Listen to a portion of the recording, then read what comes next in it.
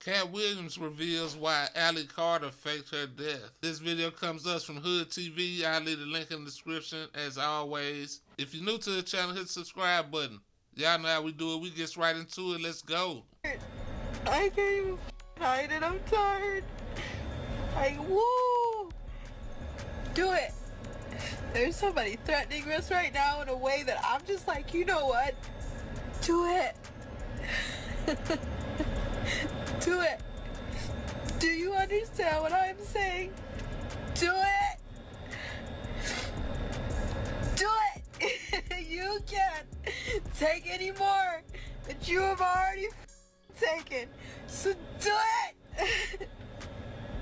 Do it. Allie Carter Somebody fucking with her. She's sick of it. is alive. No one kidnapped her or hunted her down, but allegedly she faked her own disappearance to save herself. This is something Katt Williams already predicted happens to those who expose. Remember how Dave Chappelle also ran to Africa when they came for him? The same cycle is being repeated again, and it's Dave Chappelle left 50 million on the table, and that's when 50 million was 50 million. Now 50 million ain't 50 million no more. But I still take it though. way darker and more twisted than anybody originally thought. See, this Give me all that 50. spins out of the same wild saga that's had the industry shook for months. The Diddy trial and all those alleged celebs that are somehow linked to it. We talking about silencing people, trafficking, secret underground scenes, and one of the most disturbing pieces of it all, the case of Kathy White, Jay-Z's alleged pregnant mistress who mysteriously ended up dead officially from a so-called brain aneurysm. But if you ask Jaguar Wright and a whole lot of other folks that have been keeping receipts, that's not even close to what really went down. Jaguar came forward saying Kathy wasn't just Jay-Z's side piece. She was also allegedly a surrogate carrying none other than Blue Ivy Carter. Back when Jaguar to be sued for defamation at this point. If this ain't true, and I remember this, Beyonce is supposed to be pregnant here, but the belly looked fake. What everybody was trying to say. But I'm sure if she did a fake belly, they would have did it better than this. I mean, look at that. That don't look real at all. Beyonce was rocking that infamous baby bump that many folks claimed looked way too fake. Kathy was supposedly the one who was actually pregnant. But right when Kathy was about to blow the lid off this whole arrangement, someone allegedly hunted her down. Jaguar said a forced C-section was performed, Blue was taken, and Kathy was unalived right after. Again, this is what Jaguar alleges happened. So unless she drops heavy receipts to back up her claims, there is no way of knowing if it's true or not. Now this somehow connects back to Allie Carter. Allie Carter's been one of the boldest voices out here exposing the freaky side of the industry. She linked Kathy's death straight to Jay, Bay, and Diddy. And that ain't just her talking. Hollywood Street King HSK, a blogger who was first to expose Jay and Kathy's affair, did his own digging. He spoke to an NYPD detective on the case, and the officer confirmed the death was considered suspicious. That aneurysm story didn't add up. Neighbors also heard Kathy screaming before her death, and the police conveniently brushed that off. No, it's like you see it before it happens. Kathy White's true killer is going to be unveiled. And it's not a man. And that woman died screaming. HSK even dropped an article on this that spread like wildfire before it was mysteriously taken down. In that article, it was revealed Kathy had told Jay she was gonna go public about the affair unless she was paid. Days later, gone. And Allie Carter says it's not just Kathy. Diddy took out several people who were about to expose him, including his own baby mama, Kim Porter. For months, Allie had been dropping bomb after bomb about the so-called freak-offs, the trafficking, and how powerful political figures were involved, including claims that she saw a former U.S. president at one of Diddy's events, engaged in some shady activity with underage people. When the people in authority are not there to help you. And everybody is so worried about the elite, and we could give those names of Barack Obama, Joe Biden. We know about Michelle Obama, that's a man. We know about Too Short. We know about Akon and Steven Tyler, and we can give those names all day, and everybody is so worried about that. But what you should be worried about is the people that are in between, the people that go as low as your grave diggers. I was trafficked to people within my schools. I was trafficked in underground tunnels. That revelation alone made This is crazy. She said, I'm a president. Now, you know everybody gonna try to say Barack, but don't do my president like that. We all know that was Bill Clinton. Quit playing. made Allie a major target, and according to Katt Williams, the heat got so bad that she had to disappear. In fact, victim number 3 in Diddy's federal trial, who was widely believed to be Allie Carter, was scheduled to testify, but when her time came, she was gone, completely off the radar. Prosecutors couldn't reach her family couldn't reach her, and her legal team had no clue where she was. People started speculating hard. Did she get kidnapped? Was she silenced? Or did she fake her death or disappearance to survive? Now, when she went missing, it was reported that she was in contact with people like Katt Williams and Jaguar Wright, who allegedly knew where she was hiding. And now it is being reported that Allie Carter is very much alive, but in deep hiding, and she would be making a statement soon on her YouTube Live or Instagram Live as to why she took the decision to leave. And honestly, the way the events unfolded, it makes perfect sense. Allie had already revealed that her home was raided and she had been on the run. She was blowing the whistle on some of the most powerful players in the world. What once was a full house, we were still paying rent on our house. What we were doing this whole time was moving everything because our house is gone. Our house is gone. This is the price of speaking out. This is the price of speaking out. You get abused and re-victimized again by people who wanted to argue it back and forth this week like that. Okay, you had Stu Peters and Timothy Charles Homestead going back and forth, and nobody has even bothered. Not that I give a damn, and not that I understand that you guys are gonna be that selfish, but nobody has bothered to apologize for all the hell that has happened. Once you make claims like seeing, I don't know, man. Part of it is just, to me, the delivery.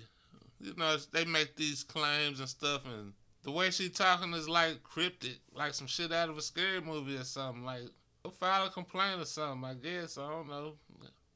a former president involved and expose how they cover for each other that puts a target on your back like no other. And here's where it gets even more twisted. Katt hinted that the reason Allie faked her death is cause of Christina Coram, Diddy's chief of staff. See, behind all those freak-offs, there was an orchestrator. According to multiple lawsuits, Christina ran the whole show, hiring people, supplying substances, cleaning up after the parties, and protecting Diddy at all costs. Allie reportedly had recordings and receipts on Christina. Right before her disappearance, she allegedly left a voice note for a friend detailing how Christina was the one enabling everything and was about to throw her under the bus to keep the machine running. Coram came out later trying to clear her name, calling the allegations false and damaging to her mental health, but folks in the know weren't buying it. See, before all this, Diddy had already publicly acknowledged Coram as the full custodian of his empire. He once posted, "Meet Christina Coram, chief of staff at Combs Enterprises. Christina, aka KK, keeps everything in my life and my business running. She's been my right hand for the last 8 years and has consistently proven to execute and get